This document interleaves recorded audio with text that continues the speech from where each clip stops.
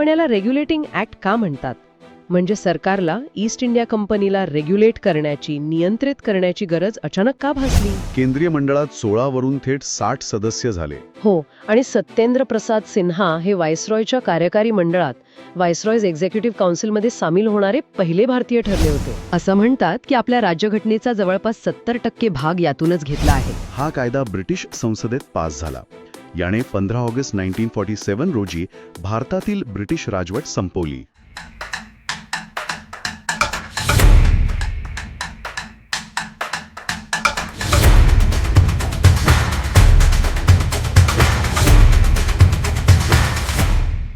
नमस्कार विद्यार्थी मित्रांनो, बऱ्याच वेळानंतर आज आपण पुन्हा भेटतोय.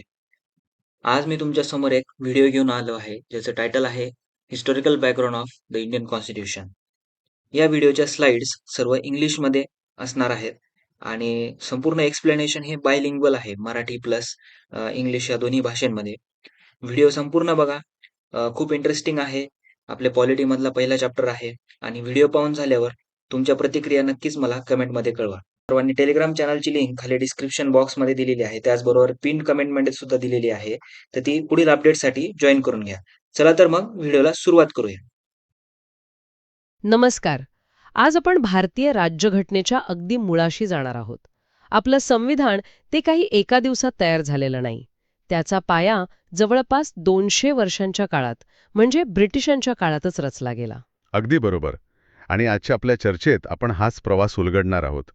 कसा ब्रिटिशांनी बनवलेल्या प्रत्येक कायद्याने नकळतपणे का होईना स्वतंत्र भारताच्या प्रशासकीय इमारतीचा एक एक दगड रचला. आणि हा प्रवास आपण 2 मोठ्या भागांमध्ये पाहणार आहोत, बरोबर? हो. पहिला टप्पा म्हणजे कंपनी शासन किंवा द कंपनी रूल. हा साधारणपणे 1773 पासून 1857च्या उठावापर्यंत चालला. आणि मग दुसरा टप्पा, जो उठावानंतर सुरू झाला, तो म्हणजे ताजाचं शासन किंवा द क्राऊन रूल. म्हणजे जेव्हा ब्रिटिश सरकारने थेट भारताचा कारभार हातात घेतला, तो 1947 पर्यंत. अगदी. चला तर मग या प्रवासाची सुरुवात करूया. पहिला आणि सगळ्यात महत्वाचा थांबा म्हणजे रेग्युलेटिंग ऍक्ट ऑफ 1773. पण याला रेग्युलेटिंग ऍक्ट का म्हणतात? म्हणजे सरकारला ईस्ट इंडिया कंपनीला रेग्युलेट करण्याची, नियंत्रित करण्याची गरज अचानक का भासली? हा खूप महत्वाचा प्रश्न आहे. कारण बघा, तोपर्यंत ईस्ट इंडिया कंपनी होती एक व्यापारी कंपनी, पण ती भारताचा मोठा भूभाग जिंकून राज्य करू लागली होती. तिचे अधिकारी प्रचंड भ्रष्टाचार करत होते, अमाप संपत्ती जमवत होते. अच्छा. पण दुसरीकडे गंमत म्हणजे कंपनी स्वतः मात्र दिवाळखोरीच्या उंबरठ्यावर होती. अरे वा. म्हणजे अधिकारी श्रीमंत आणि कंपनी गरीब. अगदी. त्यामुळे या बेशिस्त कंपनीला लगाम घालण्यासाठी आणि तिच्या कारभारावर नियंत्रण ठेवण्यासाठी ब्रिटिश सरकारने उचललेलं हे पहिलंच पाऊल होतं. आणि याच कायद्याने भारतात एका केंद्रीय प्रशासनाचा, सेंट्रल ॲडमिनिस्ट्रेशनचा पाया घातला. हो. आणि एक मोठा बदल केला. बंगालच्या गव्हर्नरचं पद थेट बंगालचा गव्हर्नर जनरल, म्हणजे गव्हर्नर जनरल ऑफ बेंगॉल बनवलं. पण एक मिनिट, बंगालचं का? बॉम्बे किंवा मद्रास का नाही? कारण त्यावेळी बंगाल हा सर्वात श्रीमंत आणि महत्वाचा प्रांत होता. सगळा महसूल, सगळी आर्थिक ताकद तिथे एकवटली होती. त्यामुळे ब्रिटिशांनी ओळखलं होतं की ज्याच्या हातात बंगाल, त्याच्या हातात भारताची तिजोरी. आणि पहिले गव्हर्नर जनरल कोण होते? हे नाव महत्वाचे परीक्षेसाठी. Lord Warren Hastings. Lord Warren Hastings. त्यांना मदत करण्यासाठी 4 सदस्यांची एक कार्यकारी परिषद, म्हणजे एक्झिक्युटिव्ह काउन्सिल नेमण्यात आली. आणि बॉम्बे मद्रासचं काय? त्यांना बंगालच्या गव्हर्नर जनरलच्या अधीन आणण्यात आलं. म्हणजे सत्तेच्या केंद्रीकरणाची ही स्पष्ट सुरुवात होती. याच कायद्याने कलकत्त्यात 1774 मध्ये सर्वोच्च न्यायालयाची, सुप्रीम कोर्टची स्थापना केली. आणि त्याचवेळी कंपनीच्या कर्मचाऱ्यांवर खासगी व्यापार करायला आणि लाच घ्यायला बंदी घातली. बरोबर. म्हणजे एकाच वेळी न्यायव्यवस्था आणली आणि भ्रष्टाचाराला आळा घालण्याचा प्रयत्नही केला. पण या पहिल्या कायद्यात काही त्रुटी होत्या. जसं की उदाहरणार्थ, गव्हर्नर जनरल आणि सर्वोच्च न्यायालय यांच्या अधिकार क्षेत्रात स्पष्टता नव्हती. या चुका दुरुस्त करण्यासाठी 1781 मध्ये एक अमेंडिंग ऍक्ट ऑफ 1781 आणला गेला, ज्याला ऍक्ट ऑफ सेटलमेंट असंही म्हणतात, बरोबर? अगदी. याने गव्हर्नर जनरल आणि कंपनीच्या अधिकाऱ्यांना त्यांच्या अधिकृत कामांसाठी सर्वोच्च न्यायालयाच्या कक्षेबाहेर ठेवलं. यानंतर आला पिट्स इंडिया ऍक्ट ऑफ 1784. याने तर प्रशासनात एक विचित्र वाटणी केली, ज्याला दुहेरी शासन प्रणाली किंवा डबल गव्हर्नमेंट म्हणतात. ही नेमकी काय भानगड होती? ही खरंच एक गुंतागुंतीची व्यवस्था होती. यानुसार कंपनीचे व्यापारी व्यवहार सांभाळण्यासाठी जुना कोर्ट ऑफ डिरेक्टर्स कायम ठेवला. आणि राजकीय बाबी? पण कंपनीचे राजकीय, लष्करी आणि महसुली व्यवहार सांभाळण्यासाठी ब्रिटिश सरकारने बोर्ड ऑफ कंट्रोल नावाचे एक नवीन मंडळ तयार केलं. म्हणजे सोप्या भाषेत, व्यापार तुम्ही बघा, पण देशाचा कारभार कसा करायचा हे आम्ही लंडनमधून ठरवू. अगदी बरोबर. कंपनीच्या हातातून खरी सत्ता काढून घेण्याची ही एक प्रकारे सुरुवात होती. इथेच दोन महत्वाच्या गोष्टी घडल्या असं म्हणतात. हो, एक, कंपनीच्या ताब्यातील प्रदेशांना पहिल्यांदाच अधिकृतरित्या भारतातील ब्रिटिश मालमत्ता म्हणजे ब्रिटिश पोझेशन्स इन इंडिया असं म्हटलं गेलं. आणि दुसरं, कंपनीच्या कारभारावर ब्रिटिश सरकारला सर्वोच्च नियंत्रण मिळालं. यानंतरचे ॲक्ट ऑफ 1786 आणि चार्टर ॲक्ट ऑफ 1793 हे याच व्यवस्थेला अधिक मजबूत करणारे होते. हो, ते छोटे बदल होते. पण मला एका गोष्टीचं आश्चर्य वाटतं. 1793च्या कायद्यात एक तरतूद होती की लंडनमध्ये बसलेल्या बोर्ड ऑफ कंट्रोलच्या सदस्यांचा पगार भारतीय तिजोरीतून दिला जाईल. हो, ही तर सरळ सरळ लूट होती. नक्कीच. हीच तर वसाहतवादाची खरी मेख होती. भारताच्या पैशावर इंग्लंडमध्ये बसून भारतावर राज्य करायचं, हे धोरण इथेच स्पष्ट दिसतं. पुढचा मोठा बदल आला 20 वर्षांनी, चार्टर ॲक्ट ऑफ 1813 मध्ये. बरोबर. या कायद्यानं कंपनीची व्यापारी मक्तेदारी म्हणजे ट्रेड मोनोपोली जवळजवळ संपवली. म्हणजे चहाचा व्यापार आणि चीनसोबतचा व्यापार वगळता भारतातील व्यापाराचे दरवाजे इतर ब्रिटिश व्यापाऱ्यांसाठी उघडण्यात आले. आणि याच कायद्याने शिक्षणासाठी वर्षाला 1,00,000 रुपयांची तरतूद केली आणि ख्रिश्चन मिशनरीजना भारतात धर्मप्रसाराची परवानगी दिली. हो, म्हणजे एकाच वेळी व्यापार, शिक्षण आणि धर्म या तिन्ही गोष्टींवर प्रभाव टाकण्याचा प्रयत्न झाला. पण केंद्रीकरणाचा खरा कळस गाठला गेला तो पुढच्या कायद्याने. अगदी. चार्टर ॲक्ट ऑफ 1833 या कायद्याने बंगालच्या गव्हर्नर जनरलला थेट भारताचा गव्हर्नर जनरल म्हणजे गव्हर्नर जनरल ऑफ इंडिया बनवलं. आणि ते होते लॉर्ड विल्यम बेंटिंग. बरोबर. लॉर्ड विल्यम बेंटिंग ते भारताचे पहिले गव्हर्नर जनरल ठरले. या एका निर्णयाने बॉम्बे आणि मद्रासच्या गव्हर्नरांचे कायदे बनवण्याचे अधिकार पूर्णपणे काढून घेण्यात आले. म्हणजे ईस्ट इंडिया कंपनी जी एक व्यापारी कंपनी म्हणून आली होती, तिचं व्यापारी अस्तित्वच या कायद्याने संपवलं. अगदी. ती आता फक्त एक प्रशासकीय संस्था, एक ॲडमिनिस्ट्रेटिव्ह बॉडी उरली होती जी ब्रिटिश सरकारच्या वतीने भारतावर राज्य करत होती. आणि मग आला कंपनी शासनातला शेवटचा महत्वाचा कायदा, चार्टर ॲक्ट ऑफ 1853. हो, हा खूप महत्वाचा आहे. कारण या कायद्याने पहिल्यांदाच गव्हर्नर जनरलच्या परिषदेची कामं विभागली. म्हणजे कायदे बनवण्याचं काम वेगळं आणि प्रशासकीय काम वेगळं. बरोबर.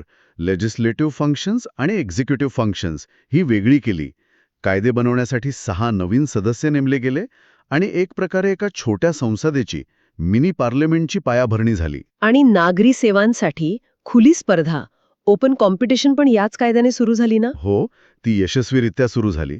आणि महत्वाचं म्हणजे या कायदेमंडळात पहिल्यांदाच स्थानिक प्रतिनिधित्वाला, लोकल रिप्रेझेंटेशनला संधी मिळाली. पण हा सुधारणांचा काळ फार काळ टिकला नाही, कारण 4च वर्षांनी 1857 मध्ये संपूर्ण उत्तर भारत स्वातंत्र्य संग्रामाच्या आगीत होरपळून निघाला.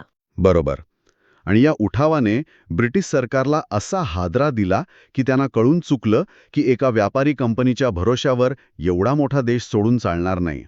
या हादऱ्याची थेट प्रतिक्रिया म्हणजे government of India act of 1858. ज्याला भारताच्या सुशासनाचा कायदा असंही म्हणतात. हो, असं गोंडस नाव दिलं होतं. या कायद्याने कंपनीकडून सगळा कारभार काढून घेतला आणि थेट राणीच्या म्हणजेच ब्रिटिश क्राऊनच्या हातात दिला. कंपनीचं राज्य संपलं. आणि ताज्याचं शासन सुरू झालं. म्हणजे मग गव्हर्नर जनरलचं पदे गेलं असणार. हो, गव्हर्नर जनरल आता भारताचा व्हाईसरॉय ऑफ इंडिया झाला. व्हाईसरॉय म्हणजे राजा किंवा राणीचा थेट प्रतिनिधी. आणि पहिले व्हाईसरॉय ठरले लॉर्ड कॅनिंग. अगदी. लॉर्ड कॅनिंग हे शेवटचे गव्हर्नर जनरल आणि पहिले व्हाईसरॉय होते. आणि पिट्स इंडिया ॲक्टने सुरू केलेली ती दुहेरी शासन प्रणाली ही रद्द करण्यात आली. अच्छा, बोर्ड ऑफ कंट्रोल आणि कोर्ट ऑफ डिरेक्टर्स दोन्ही गेले. मग त्यांच्या जागी काय आलं? लंडनमध्ये भारत मंत्री म्हणजेच secretary of state for India हे नवीन पद तयार केले गेलं, जो ब्रिटिश मंत्रिमंडळाचा सदस्य असे. त्याला सल्ला देण्यासाठी 15 सदस्यांची काउन्सिल ऑफ इंडिया नेमण्यात आली. म्हणजे आता भारताचा कारभार थेट ब्रिटिश संसदेला जबाबदार होता. पण सुशासन तर ठीक आहे, पण यात भारतीयांचा सहभाग कुठे होता? तोच तर पुढचा टप्पा होता. 1857च्या उठावानंतर ब्रिटिशांना हे कळून चुकलं होतं की भारतीयांना प्रशासनात सामील केल्याशिवाय राज्य करणं अवघड आहे. याचीच सुरुवात झाली इंडियन काउन्सिल्स ॲक्ट ऑफ 1861 ने. अच्छा, याने काय झालं? या कायद्याने व्हाईसरॉयला आपल्या कायदेमंडळात काही भारतीयांना अशासकीय सदस्य म्हणून नामनिर्देशित करण्याचा अधिकार दिला. म्हणजे हे खरं प्रतिनिधित्व होतं की फक्त देखावा? सुरुवातीला ते देखाल्यासारखंच होतं. व्हाईसरॉयने बनारसचे राजा, पतियाळाचे महाराज आणि सर दिनकरराव यांसारख्या लोकांनाच नेमलं. तरीही भारतीयांना कायदे बनवण्याच्या प्रक्रियेत सामील करून घेण्याची ही एक ऐतिहासिक सुरुवात होती असं म्हणायला हवं. नक्कीच. आणि याच कायद्याने बॉम्बे आणि मद्रास प्रांतांना त्यांचे कायदे बनवण्याचे अधिकार परत देऊन विकेंद्रीकरणाची, डिसेंट्रलायझेशनची प्रक्रिया सुरू केली. यानंतरच्या इंडियन काउन्सिल्स ॲक्ट ऑफ 1892 ने कायदेमंडळांना अर्थसंकल्पावर चर्चा करण्याचा अधिकार दिला. हे एक मोठं पाऊल होतं, नाही का? निश्चितच. जरी त्यांना मतदानाचा अधिकार नसला तरी सरकारच्या जमा खर्चावर प्रश्न विचारण्याचा अधिकार मिळणं ही खूप मोठी गोष्ट होती. पण यानंतरचा कायदा इंडियन काउन्सिल्स ॲक्ट ऑफ 1909, ज्याला मॉर्ले मिंटो रिफॉर्म्स म्हणतात, तो खूप दूरगामी आणि दुर्दैवी परिणाम करणारा ठरला. अगदी. असं का? त्यात तर कायदेमंडळाचा आकार वाढवला होता. केंद्रीय मंडळात 16 वरून थेट 60 सदस्य झाले. हो, आणि सत्येंद्र प्रसाद सिन्हा हे व्हाईसरॉयच्या कार्यकारी मंडळात, व्हाईसरॉयज एक्झिक्युटिव्ह काउन्सिलमध्ये सामील होणारे पहिले भारतीय ठरले होते. मग हे तर चांगलंच होतं की. हो, वरवर पाहता ते चांगलंच वाटतं. पण याच कायद्याने एक अशी तरतूद आणली ज्याने भारतीय राजकारणात धर्माच्या आधारावर अधिकृतपणे फूट पाडली. तुम्ही स्वतंत्र मतदारसंघांबद्दल बोलत आहात, सेपरेट इलेक्टोरेट्स. बरोबर. मुस्लिमांसाठी स्वतंत्र मतदारसंघ सुरू करण्यात आले. याचा अर्थ मुस्लिम उमेदवार फक्त मुस्लिम मतदारांद्वारेच निवडले जाणार होते. अगदी. या एका निर्णयाने भारतीय समाजात जी दरी निर्माण केली त्याचीच परिणिती पुढं भारताच्या फाळणीत झाली असं अनेक अभ्यासक मानतात. म्हणूनच लॉर्ड मिंटो यांना जातीय मतदारसंघाचे जनक, फादर ऑफ कम्युनल इलेक्टोरेट म्हटलं जातं. म्हणजे फोडा आणि राज्य करा या नीतीला कायदेशीर स्वरूप देण्याचा हा प्रयत्न होता. यानंतर आला government of India act of 1919, म्हणजे मॉन्टेग्यू चेम्सफोर्ड रिफॉर्म्स. हो. याचा उद्देश भारतात टप्प्याटप्प्याने जबाबदार सरकार, रिस्पॉन्सिबल गव्हर्नमेंट स्थापन करणे असं घोषित करण्यात आलं. त्यासाठी त्यांनी प्रांतांमध्ये द्विदल राज्य पद्धती म्हणजेच डायरकी आणली.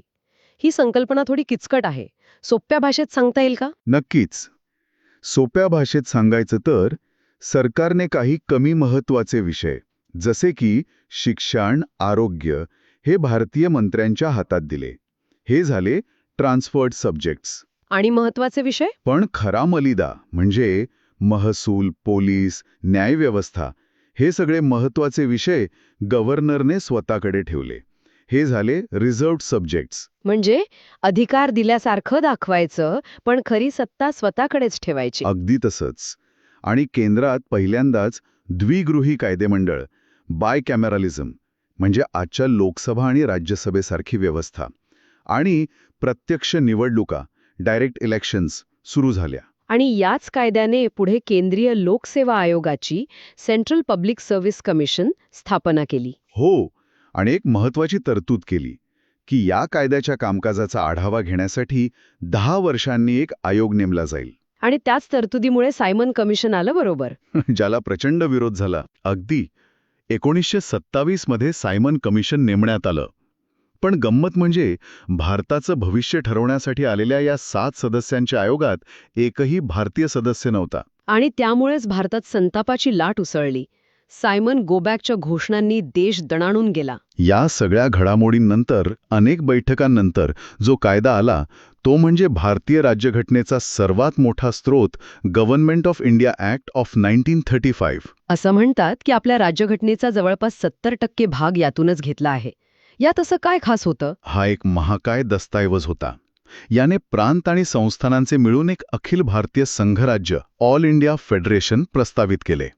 अधिकाऱ्यांची 3 सूचींमध्ये विभागणी केली, जी आजही आपण वापरतो: फेडरल लिस्ट, प्रोव्हिन्शियल लिस्ट आणि कॉन्करंट लिस्ट. आणि सर्वात महत्वाचं म्हणजे प्रांतांमधली ती विचित्र डायरकी पद्धत रद्द केली. बरोबर.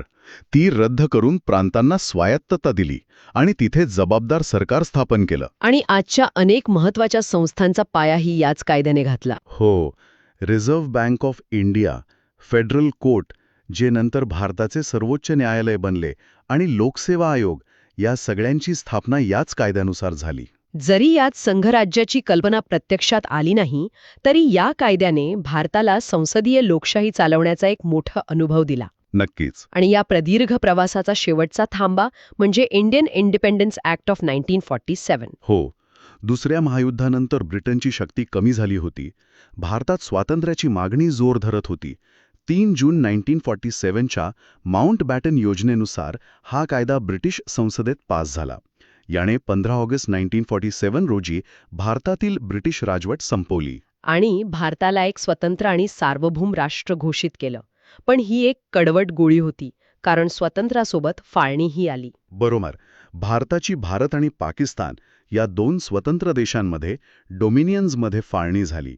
व्हाईसरॉय आणि भारत मंत्री ही पदं रद्द झाली. आणि संस्थानांचं काय झालं? संस्थानांना भारत किंवा पाकिस्तानात सामील होण्याचं किंवा स्वतंत्र राहण्याचं स्वातंत्र्य देण्यात आलं, ज्यामुळे पुढे अनेक गुंतागुंतीचे प्रश्न निर्माण झाले. लॉर्ड माउंटबॅटन स्वतंत्र भारताचे पहिले गव्हर्नर जनरल बनले आणि जवाहरलाल नेहरूंनी पहिले पंतप्रधान म्हणून शपथ घेतली. हो.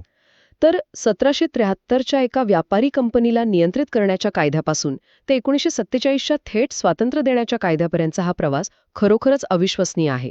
या प्रवासात प्रशासकीय आणि कायदेशीर संरचना हळूहळू विकसित होत गेल्या, ज्यांनी आपल्या संविधानाची पायाभरणी केली. नक्कीच. आणि हा सर्व प्रवास पाहिल्यानंतर एक प्रश्न मनात येतो. या कायद्यांनी घालून दिलेल्या अनेक प्रशासकीय आणि संसदीय परंपरा आजही भारतीय संविधानात आणि शासन प्रणालीत प्रतिबिंबित होतात. पण विचार करण्यासारखा मुद्दा हा आहे की ज्या व्यवस्थेचा जन्म एका वसाहतवादी नियंत्रक मानसिकतेतून झाला होता, त्याच व्यवस्थेचा वारसा एका स्वतंत्र लोकशाही राष्ट्रासाठी किती योग्य आहे. खरे. या वारशातील काय टिकवायला हवं आणि काय बदलायला हवं हा प्रश्न आजही तितकाच महत्वाचा आहे. Thank you so much. सर्वांना व्हिडिओ नक्कीच आवडला असेल. व्हिडिओबद्दल प्रतिक्रिया मला नक्कीच कमेंटमध्ये कळवा. आणि पुढील ज्या काही अपडेट्स येणार आहेत त्यासाठी आपलं Telegram channel serious MPSC aspirant official हे सर्वांनी नक्की जॉईन करा. याची लिंक मी खाली डिस्क्रिप्शनमध्ये दिलेली आहे, तसेच पिन कमेंटमध्ये सुद्धा दिलेली आहे. पुढच्या व्हिडिओमध्ये पुन्हा भेटूया. तोपर्यंत धन्यवाद.